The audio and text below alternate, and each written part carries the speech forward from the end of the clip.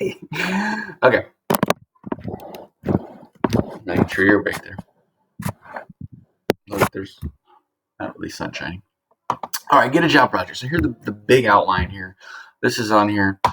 One day you're going to go out on your own, get a job, blah, blah, blah, blah. So we're going to do all this stuff. We talked about this stuff in class, actually, when we were in school, if you remember what the school's like. So we're going to make a cover letter and a letter of application. We're going to write 2 different resumes. We're going to answer some interview questions. We're going to write a thank you letter and write a letter of recommendation. And then the rest of this just kind of goes through each one, which is what I'm going to do week by week here. So that gives you the general idea of everything. So my classroom's not working currently right now, so I can't show you from that. So basically, cover letter guidelines. So this is what we're doing. Formal business letter. You're writing this letter as a high school graduate, a college graduate, college graduate, and have 3 years of work experience at the same place doing a job similar to what your career goal is. So this is the big thing. So right now you're thinking, I know what I want to do with my life. Even if you don't, you're pretending that you do. I want to get this job, this career. So you're thinking that's your goal. So you graduated high school. Congratulations. You graduated college. Doesn't matter where, but whatever degree you needed to get the job that you want, you've got it. Woohoo! Or license or certification or whatever. And you have 3 years of work experience at one place doing something similar to that that's going to prepare you for that. So think about it. It's like you're training for your job. I'm sorry, I'm a little handsy here. You're writing this letter to a company that you would like to work for in the future. If your goal is to own your own business, write the letter to a business that would be like what you want to own. Print and turn in. So whenever it says print, obviously you're not gonna.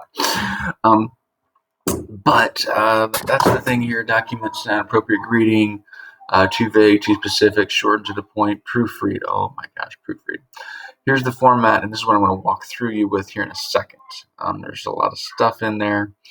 And then there's an example of, actually, this was the cover letter I wrote to get the job here at Fairfield, to give you an idea. So I'm going to come over here. No, not that one. So this is like your first assignment, the student cover letter. This is the format part. So basically what you're going to do what I do, only you're going to do it for you. So right here. So wherever it's blank line, then that's obviously a blank line. So right here, so your name. So I'm going to put in my name. So I'm going to go Mr. C. You're obviously not going to go Mr. You're going to put your first and last name. Then your address. You're going to put in your address. This is not my address.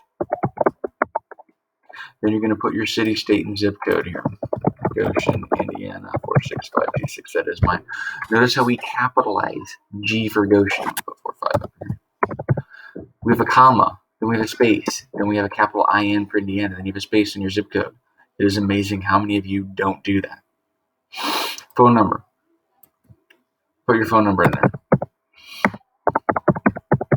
That's not my phone number because I don't want you guys to text me. Email address. So you're out of school, remember, for this. So you're going to put like a non-school email address. So you could put like, this isn't mine anyway, tsands@gmail.com. Don't make it, funny. It's got to be professional. Like, I like unicorns@gmail.com. You want it to be more professional than that. All right, blank line. So blank line just means there's going to be a blank line. Then the date. Put today's date in there. So whatever date you're doing this, hopefully today, what is it? April 13th, 2020. No, it's just a comma. There's a space. Then a blank line. I'm going to delete the blank line because I just want a blank line. Okay. So now you're kind of like your dream company. Where do you want to work for? You could look up their names. Basically, for right now, we're going to make up a name. So if we would do this in class, we'd actually kind of look up a place, but you're going to make up. So I'm going to make up a name. I'm going to go Jason Grasting. Their company. Okay, the company they work for. So they make up the name, but the company should be real. So Fairfield High School. So you'd actually have to look up their address. And I don't remember what it is, so I'm just going to kind of make up something. Again, you're not using the stuff that I'm using, unless your dream job is to teach you Fairfield. That's 33. City, state, and zip here again. So Goshen, Indiana, 46526. So again, nothing on here is going to be what I have except for the date so far. Your dream job. Where do you want to? Why do I stare at my picture? You're right there. All right, blank line. So then I can get rid of that because that's your blank line. Dear Mr. and Miss whoever. So you're going to notice there's a colon there. So I'm going to go Dear Mr. Grasty. Right, and then there's a colon after it. I want that colon there. Blank line. So for the format thing, we're not really going to do anything here. You're just going to kind of delete the blank lines here, but actually have a blank line, have a blank line, have a blank line right in there. Okay, I'll come down here. I don't know where I'll go back up.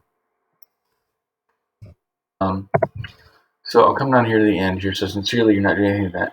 Fake sign your name using a cursive font. So then I'm going to go in here and I'm going to type in my name. And then I'm going to highlight my name or triple click, and I'm going to come and find a font that's cursive. So it looks like I actually signed it. You know, like there's one. Lobster is sort of like that. Like I could do that, and there it looks like I've autographed it. And then I would put my name here again. Okay.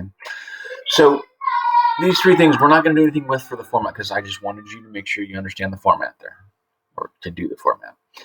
First paragraph, include information on why you're writing, mention the position you're applying for. So here's the thing. You've probably never done this before. You can Google the crap out of this thing. Like, so if I want to be a doctor, I could Google cover letters for doctors, cover letters for whatever your job is, and it's going to give you some ideas of things you can put in there. Short and simple. So my example here, cover letter format. I read your listing on the Fairfield Community's website of a need for a math teacher. Please consider me as an applicant. Done. Simple, no spelling errors. All right. Second paragraph, this is where you describe what you have to offer, qualifications, experience, why you'd be a good fit. You're pitching yourself. You're saying what's good for you. Well, we haven't done the resume yet, but that's okay because we're kind of doing some things here. So this is the thing where you Google things. So if I want to be a doctor, these are the things that doctors want to have in their cover letter. And again, this is assuming that you have a high school degree, a college degree, experience doing this, no matter what it is. So if you want to be a vet, you're going to school for 8 years. So you've gone to school for 8 years and you have 3 years of experience. If you're going to be whatever it is you're going to be, you have that degree. If you need a degree, if you don't need a degree, then you can go to college. I'm not telling you to go to college if you don't need to go to college. And 3 years of experience. So then you should know what you're doing. So the best way to do this is to Google letters and look at their second paragraph. Google cover letters. And again, you should have some interest in this because this is what you want to do. Not me. You. Okay. Last one, conclude your paragraph by thanking the employer for considering you for the application. Follow up. Again, my example. A resume is included for your information. You should have that in there. A personal interview can be arranged at your request. Thank you for your time and consideration. And then this mess.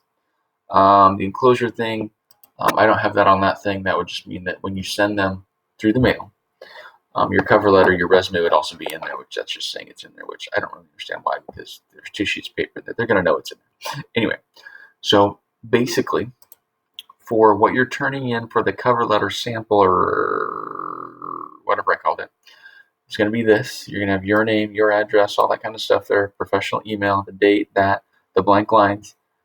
You're not doing anything to this because we're just doing the format. Notice there's a blank line between everything, and like this. That's what you can turn in for that. Then the actual cover letter, you're going to do probably the same thing. If you do this, or you can just make these up, just kidding. Except you're going to be doing these. So what you can do is copy and paste that into the next one and then fill in this. Because I wanted you to spend a day or 5 minutes understanding that there's a format these people, and oh my gosh, here's the other thing. Like, so if I'm down here typing and I go, I like understuff like this, and you get, I don't know how that's, whatever. If you have a red line under there, fix it. You right click on it. You click on it and it shows you what it should be. Don't turn this in with stuff that's marked wrong by them telling you it's wrong. Hi, Zach. Zach, yes, Zach. That's Zach. I don't know what he's doing right now. Just walking around. We're working on his cover letter later today. So then the template, the format, and then for the real one, you can copy and paste that entire thing into the other one, and you're just filling in these things with no spelling or grammatical errors. And then I can offer some feedback into that second paragraph if needed. And again, this is your dream job. Look how big my thumb is. Okay, thanks, bye.